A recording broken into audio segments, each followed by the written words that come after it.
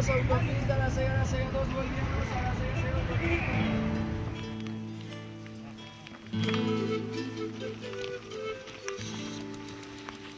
Yo me llamo Víctor Osman Suxo Quispe y yo tengo 13 años y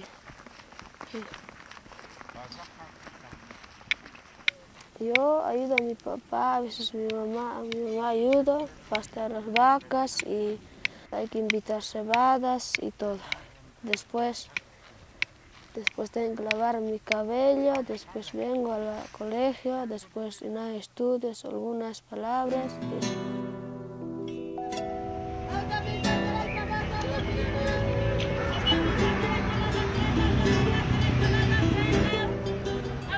Víctor es uno de los más de 800.000 niños que trabajan en Bolivia, casi la cuarta parte de la población infantil. Y como Víctor tiene además 13 años, de acuerdo a la normativa legal boliviana que prohíbe el trabajo a los chicos menores de 14 años, Víctor es en los hechos un infractor de la ley. Pero como cuenta Pedro, que trabajó desde sus 7 años y logró estudiar y superarse, una cosa es una ideología, una utopía o un sueño, ¿no? Y otra cosa es la realidad.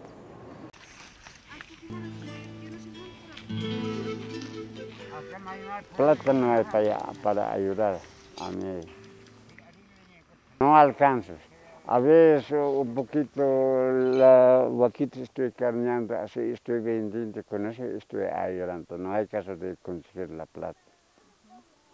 Pero si los padres tuvieran trabajo, los niños tuvieran el derecho real al estudio, a la salud, ¿no? Automáticamente los niños trabajadores irían, digamos, disminuyendo. No sería necesario de una ley que les diga prohibido o nada, porque ya automáticamente va a ir disminuyendo y esto va más a una situación de necesidad. Por ejemplo, si tú quieres estudiar, tienes que trabajar.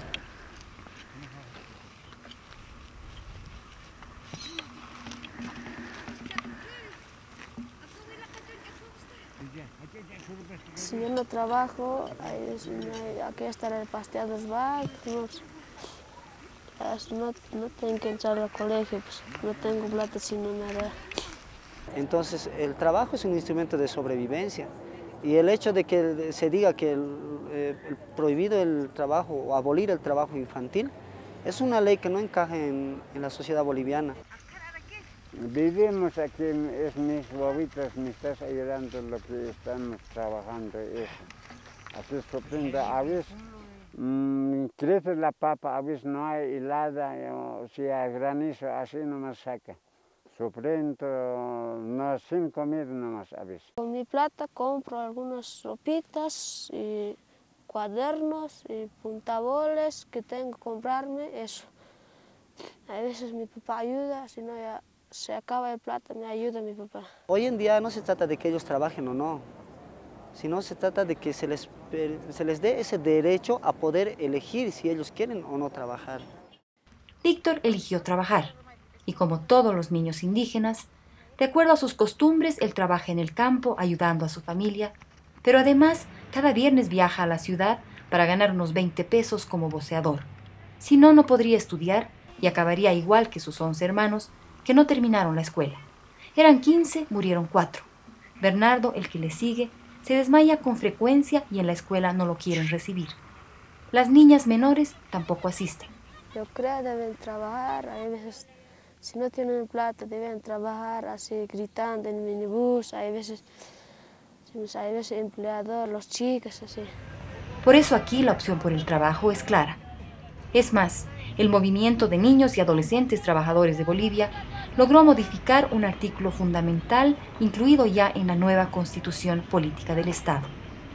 En el artículo 61 decía se prohíbe toda forma de trabajo infantil de niños, niñas, adolescentes, ¿no? Pero la propuesta de los nazis iba con que se prohíba la explotación, ¿no? Y no así a los niños, niñas, adolescentes trabajando. En Bolivia, más del 60% de la población es pobre. En el campo, 8 de cada 10 personas son pobres y 9 de cada 10 niños son indigentes. Los esfuerzos del Estado por lograr que los niños no abandonen la escuela por falta de recursos son todavía insuficientes. Y sin educación, el círculo de la pobreza se mantiene.